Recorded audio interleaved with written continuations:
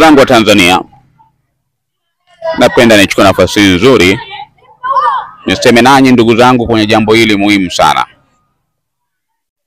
Taifa letu lilipofikia ni dhahiri kabisa linahitaji ponyo. Nimeona nichukue nafasi moja kwa moja kuzungumza na Mheshimiwa Waziri wetu wa mambo ya ndani, Mheshimiwa George Simbachawene. Kuna kazi muhimu anapaswa kuifanya wakati huu baada ya kuapa kwa waziri wa mambo ya ndani. Kunajitokeza vikundi vinavyojinasibisha na dini kwa maslahi yao wao binafsi. Maslahi ni mawili, Mheshimiwa Waziri. Maslahi ni mawili. Jambo la kwanza, Mheshimiwa Waziri, ni kwamba wanataka umaarufu.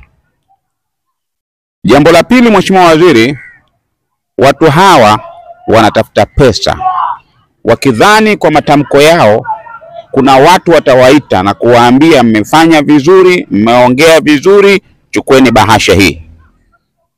Mheshimiwa Waziri, nimefuatilia tamko la wanaojiita ni wahadhiri wa Kiislamu. Wanajiita ni wahadhiri wa Kiislamu. Hawa mabwana, ukitazama elimu yao, huwezi kuwaita kwenye cheo kikubwa kama hicho. Kuna sifa ya kuwa mhadhiri wa Kiislamu. Sio kwamba eti kwa sababu unajua kuongea sana. Maana wao wamechukua kigezo kikubwa cha kuongea sana na kukariri mistari ya Biblia. Wanaita ni dawa linganishi kwa dhamira ya kuwaita Wakristo waje kwenye Uislamu. Kwa kufanya hivyo basi, kwa kuwa tu wamekariri hiyo mistari ya debate za midahalo kati ya Waislamu na Wakristo, wamejipa cheo cha uhadhiri wa Kiislamu na kujenga uongo kwamba wanachama cha wahadhiri nchi nzima na kwenda kujiweka mbele ya wananchi wa Tanzania kwamba wao wana sauti ya kusikiwa. Kwanza, Mheshimiwa Waziri, hiki ni kikundi cha watu tu. Hakuna mhadhiri wa Kiislamu yoyote ambaye yuko nyuma ya kina Bakonzi, nyuma ya kina Ibrahim Bakonzi na wenzake, au yule bwana Shabani Muhoro. Wao wana kazi moja tu, kama wanaupenda Uislamu kwanza wakasome. Halafu baada ya hapo, ukishasoma utakuwa na hekima. Utakuwa na hikma. Hikma manake ni kuweka kila jambo mahala pake. Unapozungumzia Baraza la Maaskofu Tanzania TEC, hawa ni Baraza la Maaskofu Tanzania ni upande wa Katoliki. Kumbuka kwamba kanisa Katoliki limezaa madhehebu mengi tu. Pentekoste naona walitoka Katoliki, wakaona wawe na mrengo mwingine.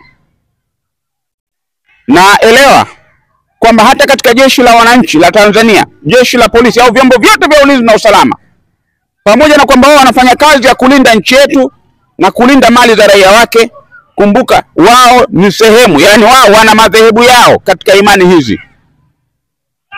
Unapotoa tamko la kwamba watu wa dhehebu fulani watoke na wakate vichwa watu, unamaanisha kwamba wewe unataka kuifanya nchi yetu kuwa ni nchi ya kigaidi, nchi ya mauanaji au nchi ya mauaji. Mheshimiwa Waziri, tunakufahamu wewe ni waziri wa viwango. Ni waziri ambaye unapenda kusimamia kwenye haki.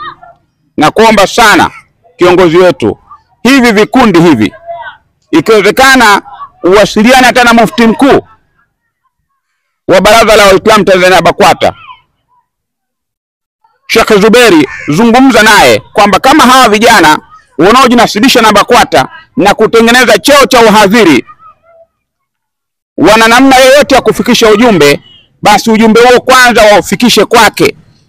Alafu mufti aupime ule ujumbe kwamba je, huu unafaa kwenda kwenye kadamnasi, unafaa kwenda kwa hadhira, unafaa kwenda kwa umma. Mtu anasema kabisa kwamba eti Waislamu wanatoa tangazo eti wahadhiri wako 3500, kwamba kila mhadhiri ikitokea sijui kuna maandamano tarehe 9 atoke na panga sijui na nini kwenda kuwafyeka vichwa watu. Hii ni kauli ya kutumia Ibrahim Bakonzi.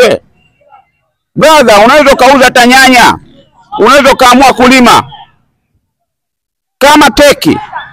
Wao wametoa msimamo wao, ni msimamo wao, mawazo ya mtu hayapigwi rungu. Dr. Jakaya aliwahi kusema hivyo. Kama mawazo yao yatahusu udini, watahukumiwa kwa sababu ya mawazo yao. Kama mtu ana mawazo haya, wewe toa ya kwako mbadala. Sasa teki wamesema hivi, wewe unakuja Ibrahim Bakonzi na kikundi chako hicho, maana wewe utambuliki, hakuna Muislamu anayekujua wewe. Usifahamu kwamba kwa kuwa unaongea sana, unapiga makelele kama vile, maana kazi zenu zinajulikana, ni kazi za uganga. Nyinyi mpo kwenye uganga, hamna lingine. Mpo kwenye uganga na kuwadanganya watu. Wakati mwingine mna maskendo kibao. Wahadhiri, mmeamua kujisafisha nyinyi wenyewe kwanza kabla ya kwenda kupambana na Baraza la Maaskofu Tanzania. Mmeamua kujisafisha nyinyi wenyewe, kwa sababu nyinyi wenyewe ni wahadhiri. Humo ndani kuna utapeli, humo ndani kuna watu wanachukua wake za watu, humo ndani kuna watu wanafanya zinaa za kijinga tu, humo ndani kuna watu wajinga tu. Katika 100 utakuta labda watu kama 10 ndio angalau wanafanana na hicho cheo cha kuitwa wahadhiri, lakini waliobaki ni balaa tupu. Na kwamba mko wengi, sidhani kama mnafika hata 100 yenyewe. Mnakwenda kudanganya, mishipa inawatoka, kelele, mnawarushia watu mate kwa ujinga kabisa. Mnataka kuliingiza taifa letu kwenye uvunjifu wa amani. Mlichoongea mnaongea nini? Kwanza, mwenye kauli ya Waislamu katika nchi yetu ni mufti mkuu wa Tanzania, na ziko taasisi pia zipo. Mbona wamenyamaza tu? Mbona taasisi nyingi zipo ambazo zina nguvu kweli kwenye nchi hii? Ukiachana na BAKWATA, kuna taasisi ambazo zina nguvu. Uliona wametoa tamko lolote? Na kama yako matamko, Waislamu nao hawakatazwi, lakini iwepo jumuiya inayotambulika yenye watu wenye hikima zao, sio vijana yani uhuni tu, mtu anapiga kelele. Haujulikani wewe ni mwadhiri, haujulikani wewe ni mwanasiasa, haujulikani wewe ni mwanaharakati, yani ueleweke, yani kama popo, yani ueleweki. Na unakwenda kutoa matamko ya ovyo. Nani anakusikiliza wewe? Una mamlaka gani kwenye nchi hii? Wewe unaweza kumwandamanisha nani? Wewe unaweza ukamwelekeza nani kwenye nchi hii?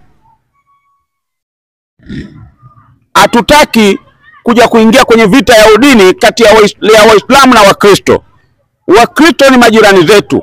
Wakristo tunafanya nao kazi. Wakristo tuko nao mitaani. Wakristo wengine ni waajiri wetu. Kuna channel ambazo wakati mwingine inabidi upite kwa Mkristo, na Wakristo na wao ni waajiriwa wa Waislamu. Wakristo na wao wanasimamiwa na Waislamu kwenye baadhi ya mambo kwenye nchi yetu.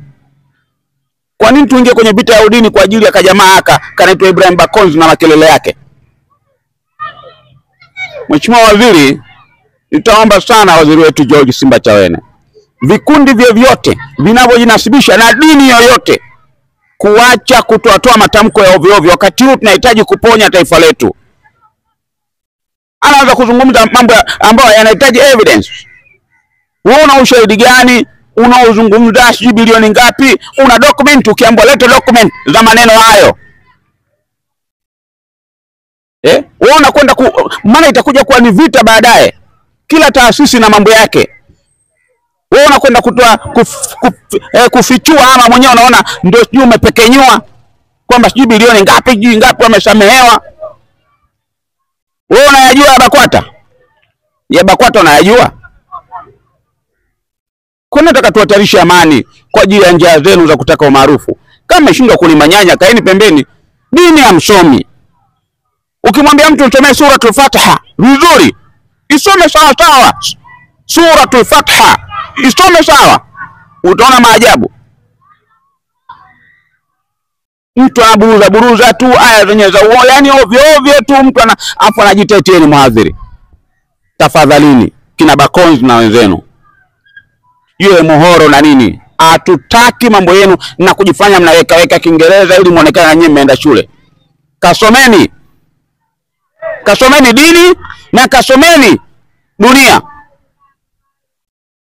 Nasafisheni huko mnapojiita wahadhiri, mnaenda kwenye mikutano huko, mnawawekea watu ndizi, sijui wana majini, sijui na makelele yenu ya kujifanya mashehe, wakati elimu kama wanasiasa. Yaani hamjulikani nyinyi wanasiasa ni mashehe.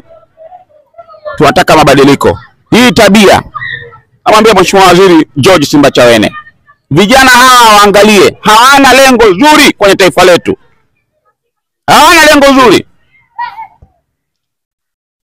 TEC wametoa maoni yao. Serikali imesikia, itachukua ya maana, yasiokuwa na maana watawaachilia wenyewe. BAKWATA nao wangekuja na ya kwao, wakasema tunataka 1 2 3. Serikali ikaona ya maana, wakachukua yasiokuwa na maana, wakawaachia BAKWATA. Hata imekuwa vikundi, yani imekuwa kama vile yani Kambale yani. Unajua Kambale walivyo, kila mtu anasharubu. Eti mtu anatoa kabisa eti maelekezo. Wewe nani kwenye nchi hii? Tunataka amani, hatutaki mambo ya udini hapa. Kama unataka dini nenda Somalia. Wewe si mwanaume nani Bakonzi? Nenda Somalia kule, kapiganie jihadi. Hii nchi yetu ni nchi ya amani. Tulipoteleza tunataka turekebishe, maisha yaende mbele. Hii ni nchi ya amani bwana. Mara uko kafu, mara mhadhiri, mara mganga. Nataka kudanganya watu matona maboya Tunataka amani na utulivu. Sasa ole wenu.